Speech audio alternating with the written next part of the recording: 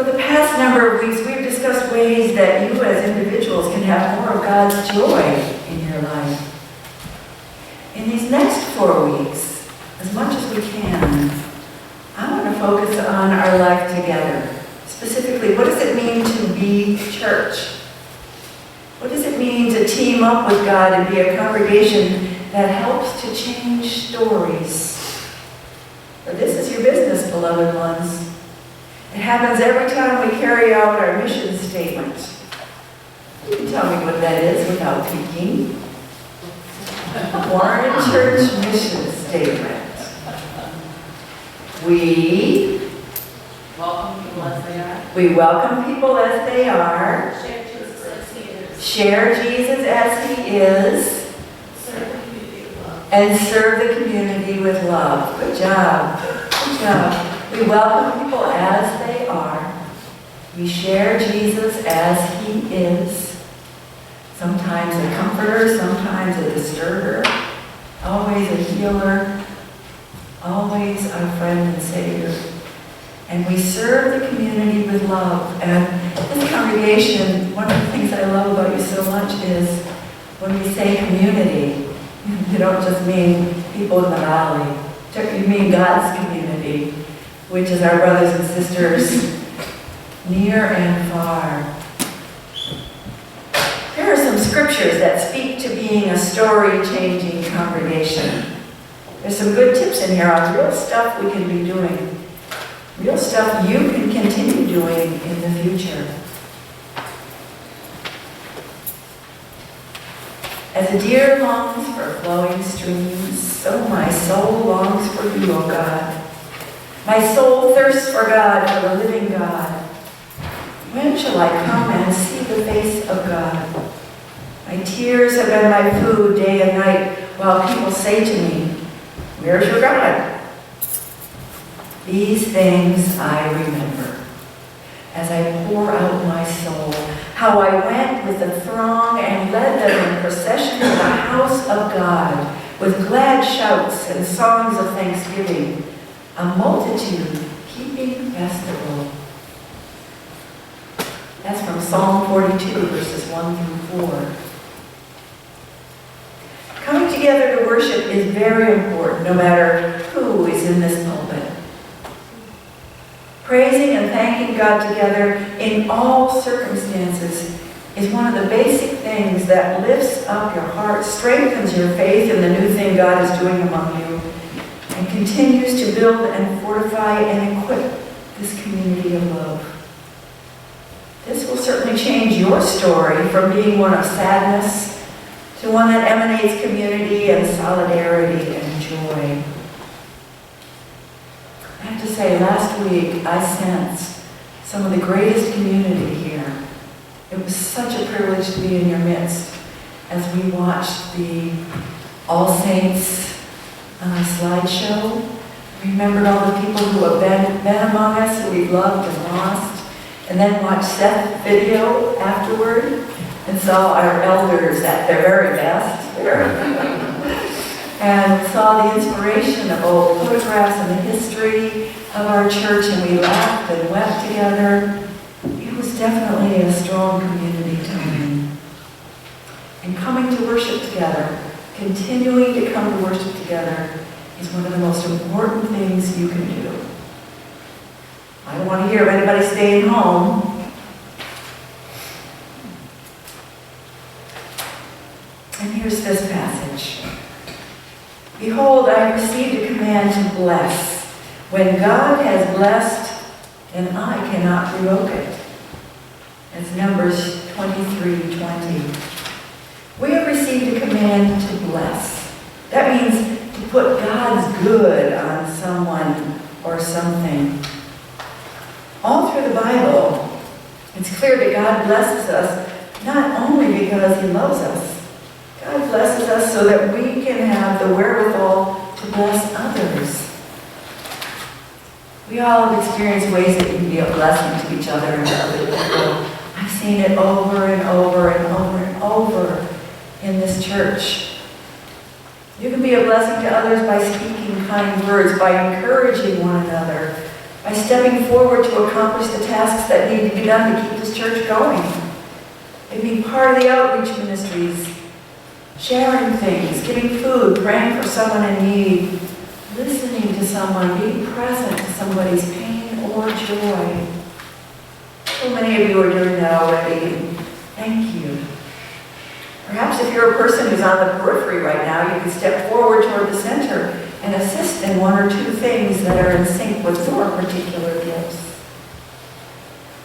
In this scripture, for God did not send his Son into the world to condemn the world, but that the world through him might be saved. John 3:17. A remarkable thing happened around the table at the Wednesday morning Explore the Bible session. We were recapping some of the amazing stories of the Old Testament, and somebody said, it's great to read all these stories of miracles that happened a long time ago. I only wish such miracles still happen today. Well, then it happened. People started telling their miracle stories. Stories of how things were difficult or awful or impossible seeming. But then God acted and things changed in miraculous ways. I highly recommend that you continue this activity. Gather in groups or in pairs and tell one another how God has changed your story. Practice it here till you get more secure and inspired to do it outside of the church with people who want to know who you are and what it's like with you. You can tell them what it was like, what it's like now. And how about this last passage?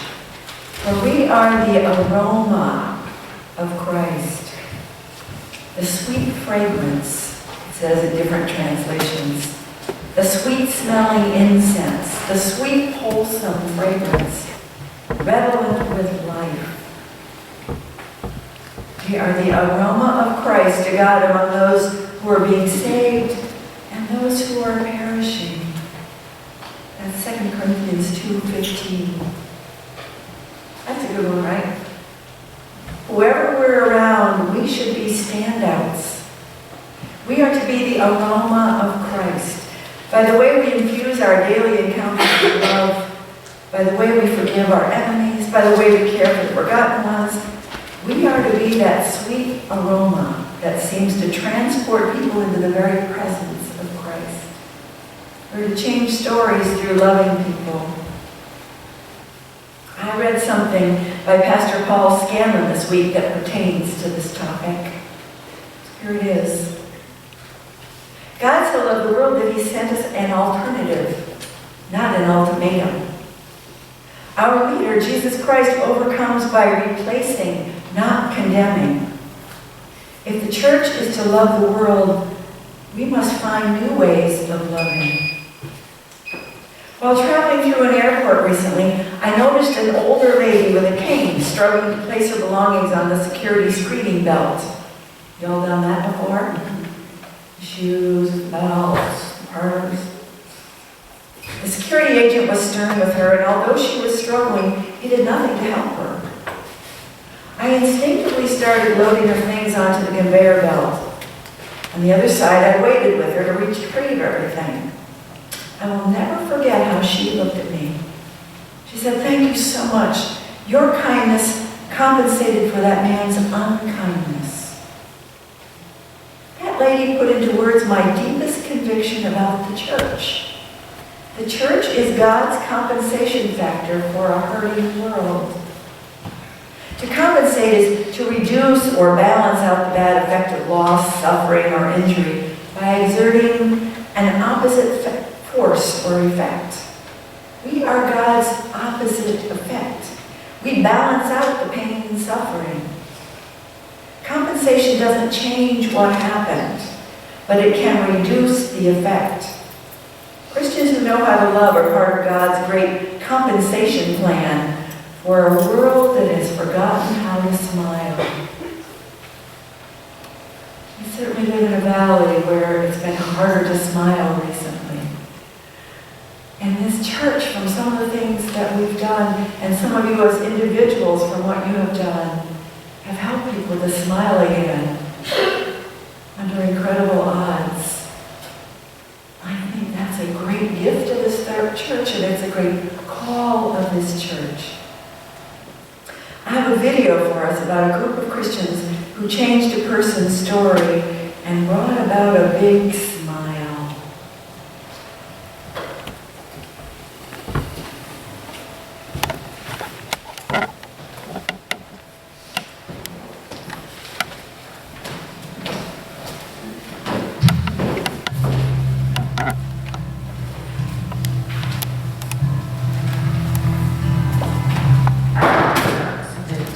And my hip was broken. I have 2 holes in my hip. She's an angel among us. You watch her in the red carpet, everyone comes in to see Catherine. We celebrate, but I feel like there are some people who specifically come with a request, and I go pray for them. One day when we were sharing, she said she was in need of a different car, that her car was needing expensive repairs. I had been saving money, but I knew it wasn't enough, so I knew I'll take a few years to save for it.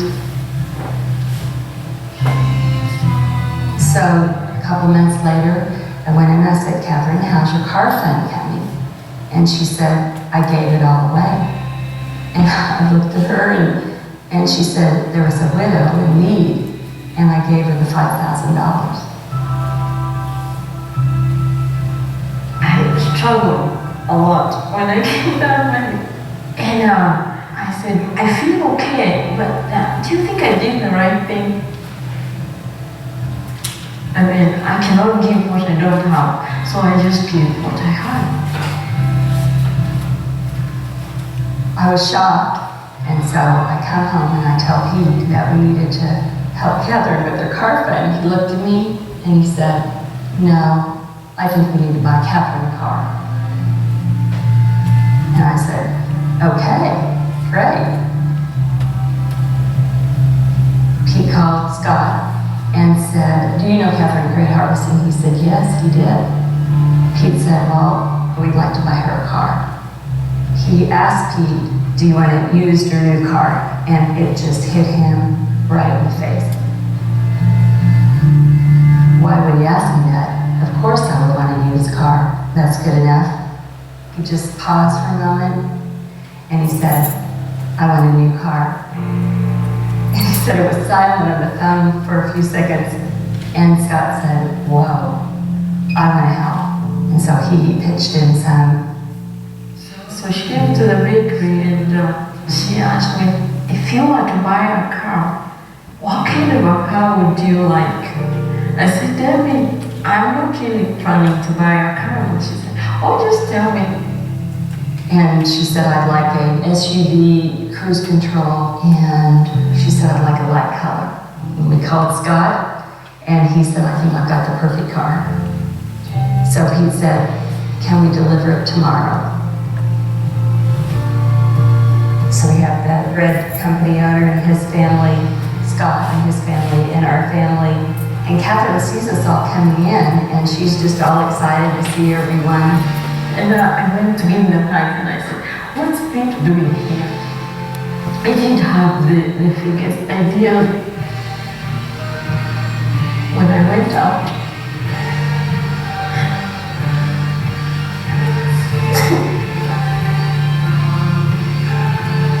and so we walked her over to the car. We said, Catherine, this is your new car. so, I said, for me? This is for me. He said, oh, I knew God had many cars, but I didn't know He had a new one for me. So, God had many cars for me. We all stood there in tears as we saw the joy on Catherine's face. And we got to be a part of it. And the joy of that was unbelievable.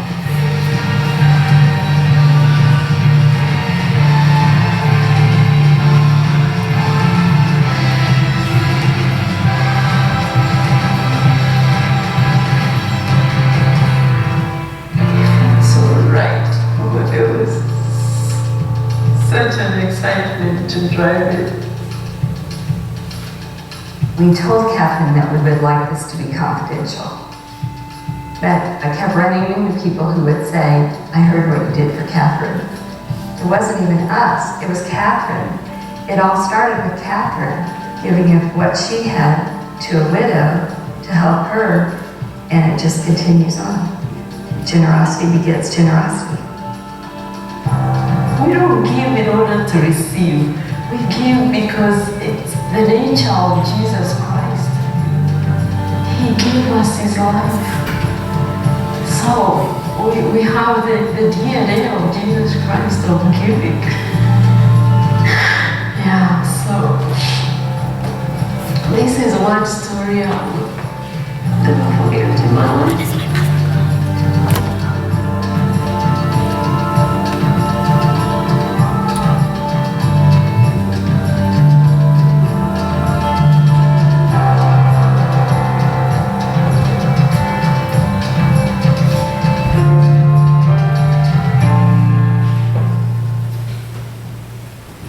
Story.